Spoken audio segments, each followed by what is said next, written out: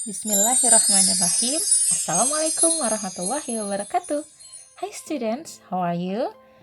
We learn about how are animals born. Bagaimana sih hewan itu dilahirkan? Kita pelajari sama-sama pada sesi ini.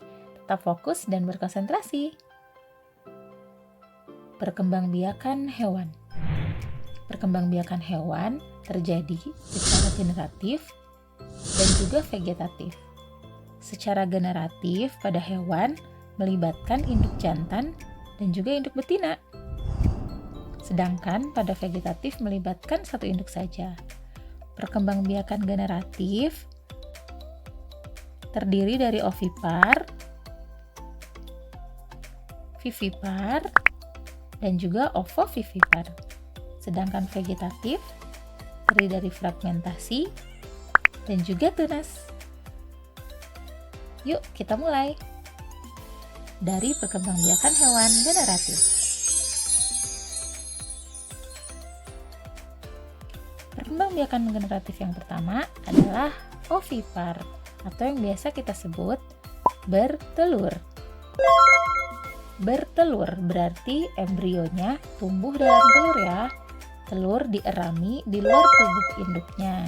Lalu setelah beberapa waktu dierami, maka telur menetas untuk mengeluarkan anaknya.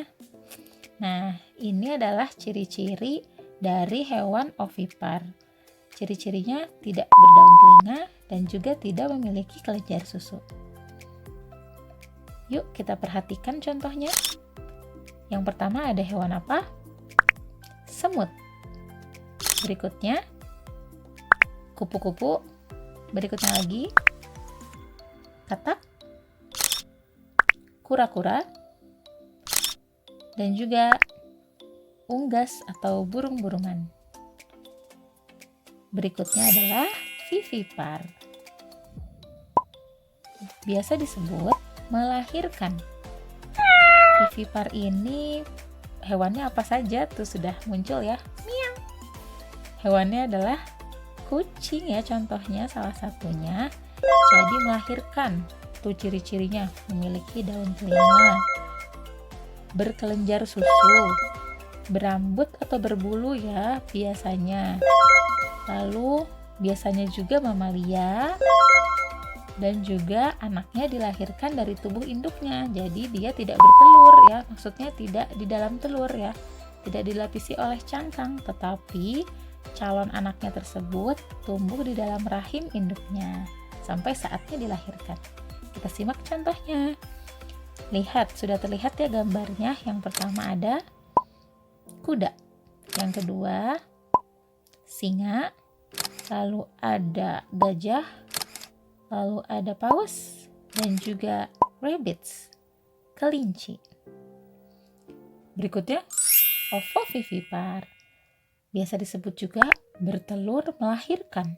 Kok bertelur tapi melahirkan? Bagaimana kisahnya ya? Jadi kisahnya adalah itu ada hiu atau shark ya. Induknya itu bertelur tapi bertelurnya di dalam tubuh ya, alias di perutnya. Jadi di perutnya itu tidak dalam rahim tapi di dalam telur. Sampai saatnya menetas, kemudian dilahirkan deh. Makanya disebut bertelur melahirkan. Itu bedanya ya. Jadi tadi apa? Telurnya dieraminya di dalam perut. Tidak seperti ovipar ya, atau bertelurnya kayak ayam tuh.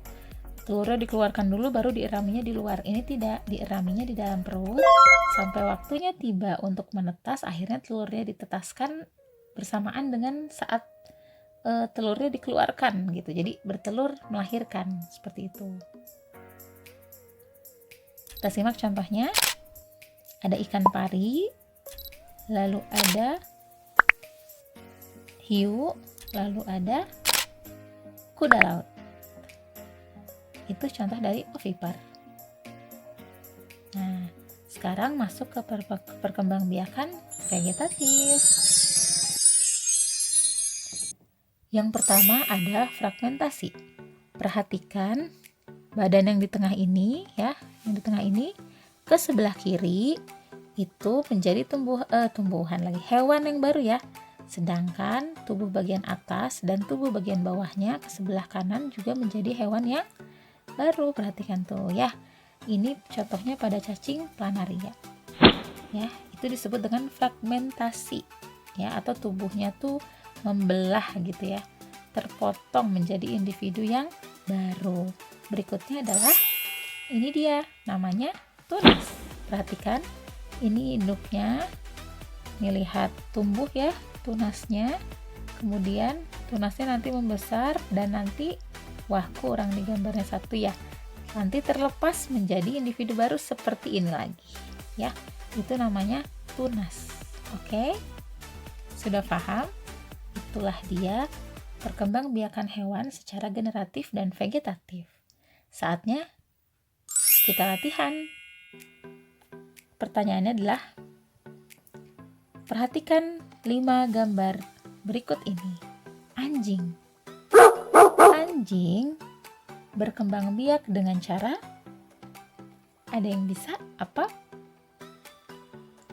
Ya, betul, dengan cara vivipar atau melahirkan. Ya, pintar sekali. Berikutnya, dari keempat hewan yang tersisa, hewan mana yang berkembang biak dengan cara fragmentasi? Ada yang tahu? Apa? Ya, betul. Jellyfish atau ubur-ubur ya, dengan cara fragmentasi. Lalu berikutnya, dari 3 yang tersisa, manakah hewan yang berkembang biak dengan bertelur atau ovipar? Yang mana ya? Ada yang tahu? Bu, boleh lebih dari 1? Boleh. Sudah ketemu? Ya, betul sekali. Pintar. Ada capung dan juga ada bebek ya. Berikutnya tinggal 1. Itu apa? Itu adalah hewan kelelawar. Kayak pertanyaannya, kelelawar berkembang biak dengan cara apa?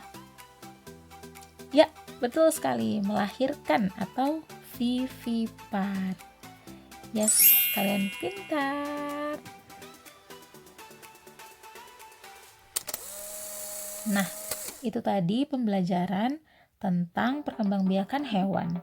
Banyak manfaat yang kita dapatkan dari penciptaan hewan, seperti yang tertera dalam Al-Quran surah Al-An'am surah ke-6 ayat 142, yang artinya, dan di antara hewan ternak itu ada yang dijadikan untuk pengangkutan dan ada yang untuk disembelih. Makanlah dari rezeki yang telah diberikan Allah kepadamu, dan janganlah kamu mengikuti langkah-langkah syaitan, sesungguhnya syaitan itu musuh yang nyata bagimu. Jadi, di sini dijelaskan tentang penciptaan hewan yang dapat dimanfaatkan sebagai manusia, sebagai rezeki dan nikmat dari Allah Subhanahu wa Ta'ala. Kita dapat memanfaatkan hewan menjadi alat transportasi, sebagai alat pengangkutan, ya, sebagai rezeki berupa makanan. Kemarin kita baru melaksanakan kurban, ya. Apa yang dikurbankan? Hewan-hewan yang boleh dikurbankan, ya. Kalau di kita sapi dan juga kambing atau domba gitu ya. Nah, itu sebagai rizki itu yang telah diberikan Allah padamu, dan makanlah, katanya seperti itu. Ya, jadi kita patut sangat bersyukur kepada Allah atas segala nikmatnya, dan juga semakin taat kepada Allah di setiap harinya. Terima kasih banyak atas perhatian kalian ya.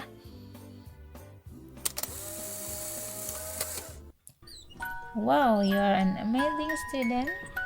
Thanks for attention. Sampai jumpa di lain kesempatan bersama Bu Faiza di sini. Wassalamualaikum warahmatullahi wabarakatuh.